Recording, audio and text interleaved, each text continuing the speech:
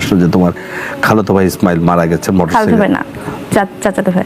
ভাই তাও 200 এবং একই সাথে একটু আসলে দূরে। যে তোমার প্রথম স্বামী এটা পরে আসলে কি তোমার সাথে তাদের কি মানে ফ্রেন্ডশিপ রিলেশন ছিল নাকি বিয়ের আপনি আমার একটা কথা? কথা উত্তর দিবেন? হ্যাঁ প্লিজ। মানে এই যে ধরেন একটা হেডলাইন হলো যে প্রথম স্বামী, তো আমি কি আরো 4 জন নিয়ে ঘর করতেছি? আমি অনেক দুঃখ পেয়েছি কিন্তু, হ্যাঁ, কারণ দেখেন প্রত্যেকটা ফ্যামিলিতেই হয় না যে আপনার বিয়োগের দুঃখটা কিন্তু আছে আপনার।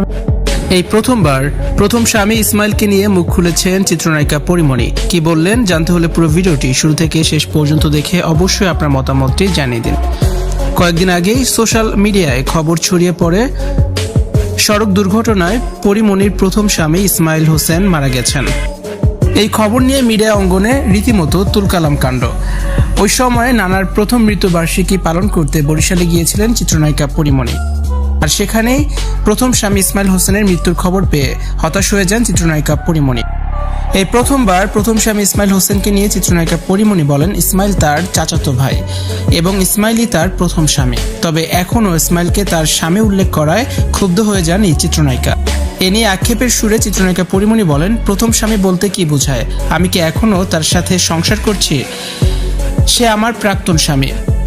ইসমাইল হোসেন পরিমণির দূরসম্পর্কের চাচাতো ভাই। স্কুলে পড়ার সময় চিত্রনায়িকা পরিমণির ইসমাইল হোসেনের সঙ্গে বিয়ে হয়ে যায়। আত্মীয়তার সম্পর্ক থাকায় অনেক আগে থেকেই দুজনকে পছন্দ করতেন। ইসমাইলের মৃত্যুর খবর খালার কাছ থেকে প্রথমবার শোনেন পরিমণি। জীবনের প্রথম ভালোবাসার জন্য নিজের অজান্তেই মন খারাপ হয়ে যায় চিত্রনায়িকা পরিমণির।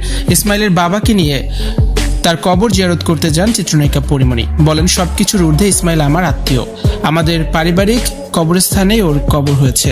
আমি চাচাকে সাথে নিয়েই ওর কবর জিয়ারত করেছি। পরিমণির বাকি সংসারের মতোই তার প্রথম সংসারও ছিল স্বল্প সময়ের। তবে এই অল্প সময়ে পরিমণির জীবনে অনেক স্মৃতি রেখে গেছেন ইসমাইল হোসেন। ভিউয়ার্স, অবশ্যই আপনার মতামতটি কমেন্টস করে জানান আর ভিডিওটি অবশ্যই শেয়ার করে দিন।